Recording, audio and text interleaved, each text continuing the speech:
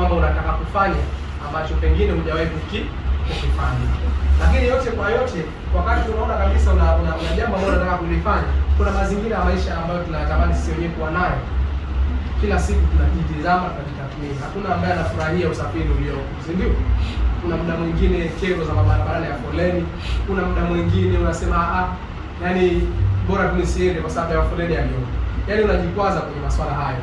Lakini kuna nyakati unajua kwamba elimu nilionayo nitamani nipige hatua, lakini nimeshindikana. Kuna wenzetu wanafika form 4, form 2, alafu anaambiwa sisi hatuna uwezo kwa nini?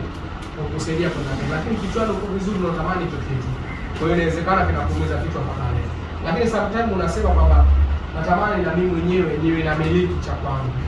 Hata kama ni sehemu ambayo nalipa kodi, lakini ni miliki wapi? Kwangu. Lakini kuna muda mwingine unasema natamani kuwa na familia yenye furaha. Sawa? Kuna nyakati tunaishi kwenye mazingira ambayo tunakosa amani kwa sababu ya familia tunazoishi nazo. Inawezekana wewe ndio huna kitu, unakandamizwa, unapata machungu. Inawezekana wewe ndio mmoja mwenye kitu, alafu waliobakia wote tunakutizama wewe. Kwa hiyo unakosa pia furaha. Kwa hiyo unatizama haya yote kama ni sehemu ya maisha. Na ingawa ni sehemu ya maisha, tunasema je, wewe unataka nini?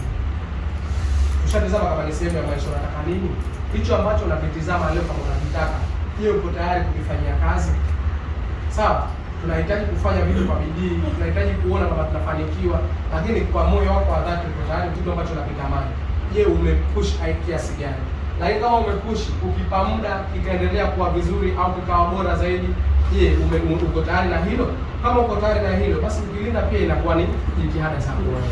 Kama ni jitihada zako wewe, na mmoja unajiuliza, aisee angenijua mapema au ningekaa naye huyu nikamwonyesha kitu ambacho mimi naweza kumsaidia.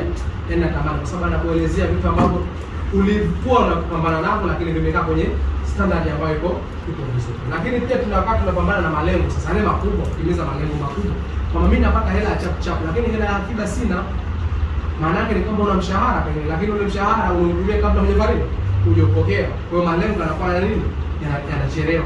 Lakini muda mwingine huna kabisa minzi ya kuweza kufunguka kimalengo, kwamba umeshaishia maisha ya pale pale. Kama okay fine, nimeshapata pesa leo, kesho nitatoka tena. Haya malengo yanakuwa yamepotea kabisa. Sasa hivi vitu viwili tunavitizama katika uwanja mpana, na tukivitizama tuna uwezo wa kuvifanyia kazi bila kusaidia. Kwa sisi wenyeji, lakini pia na wageni pia. Kwa nini? Kwa sababu bado tunaishi kwenye maisha ambayo Mungu anatupa nafasi nyingine tena.